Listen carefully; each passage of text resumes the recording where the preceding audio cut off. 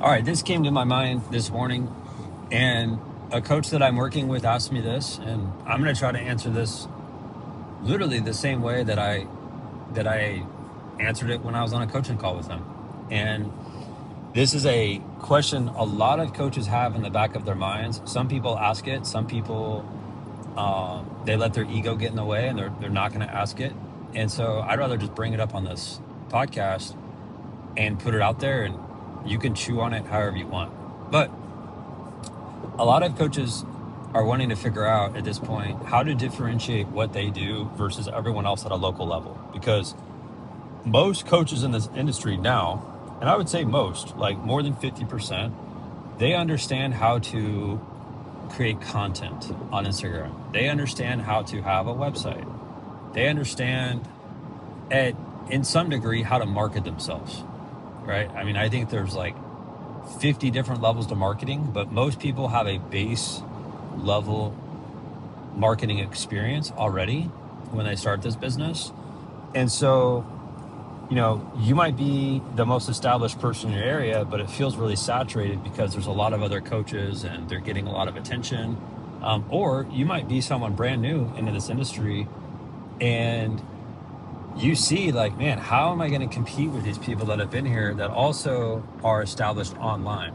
And there's a couple of things that I look at here that for me are indicators of how you can separate yourself from everyone else. And it doesn't matter who you're competing against. And this is coming from me, someone who has had a lot of competitors in the past. I had guys that were pro players in my area that had training businesses that at the end of the day, like, they couldn't compete with me. I had college coaches in my area, pro coaches in my area that couldn't outlast my business. And it was because I understood these things at a very deep level that I'm going to explain in this message.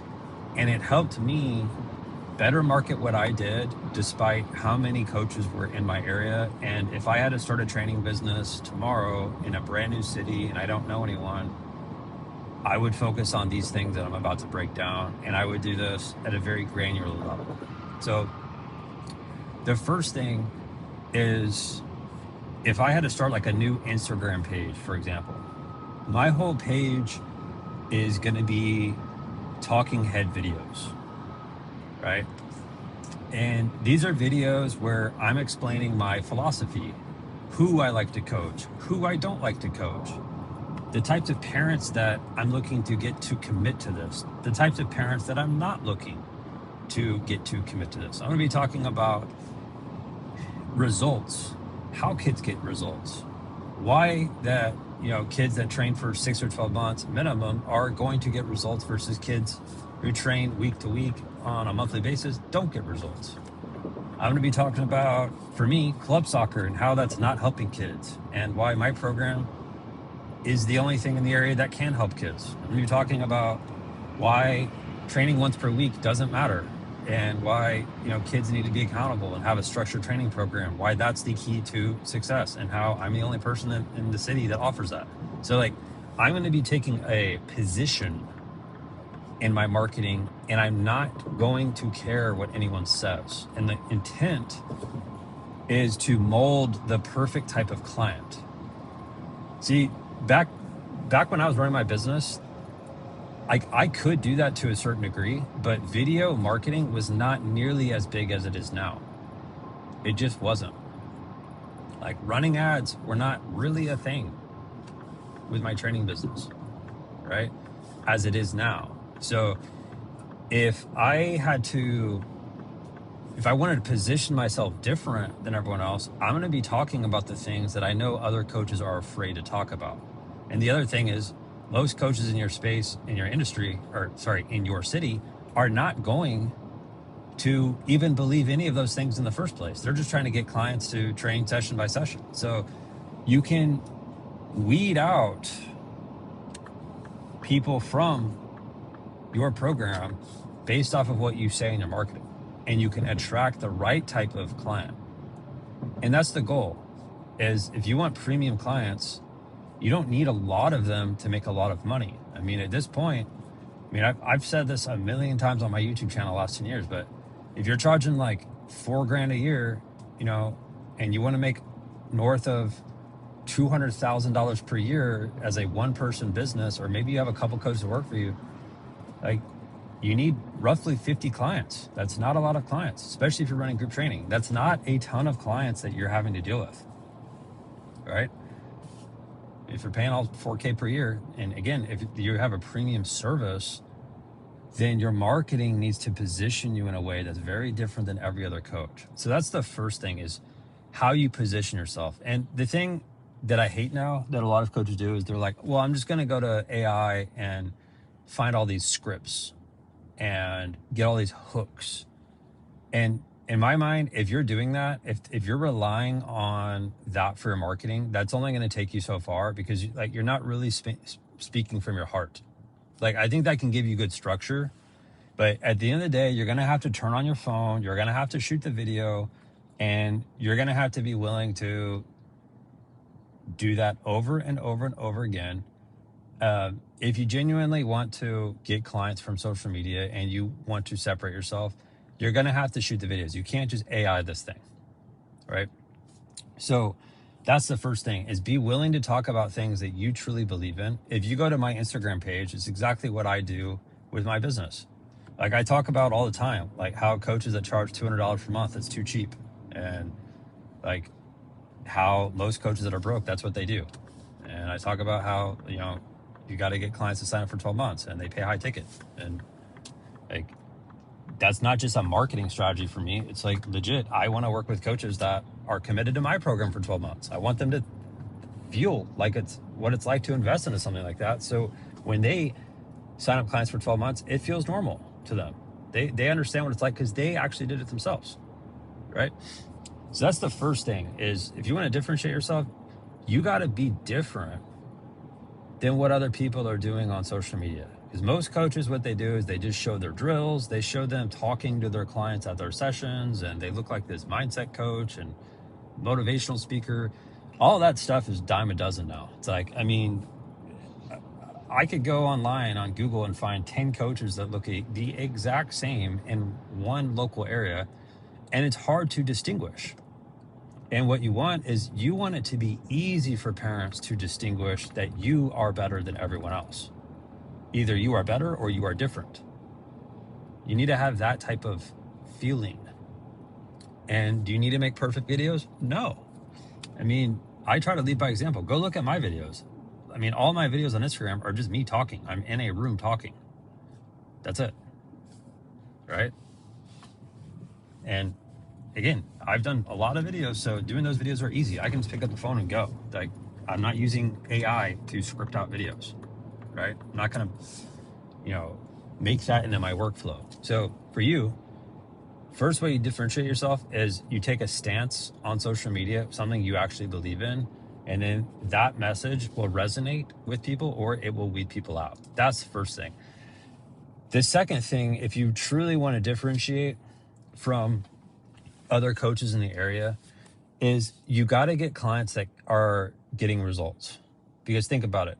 If you get a client today and in 60 days from now, they're not in your business anymore, that's telling me one of two different things. Either your standards are too low and you're just getting clients that do things for real short term and you just don't care. That's telling me that. Or they're just not committed. Maybe they were signed up for a 6-month thing, but they got out of it 2 months later. So maybe there's like a coaching issue or a results issue in your business.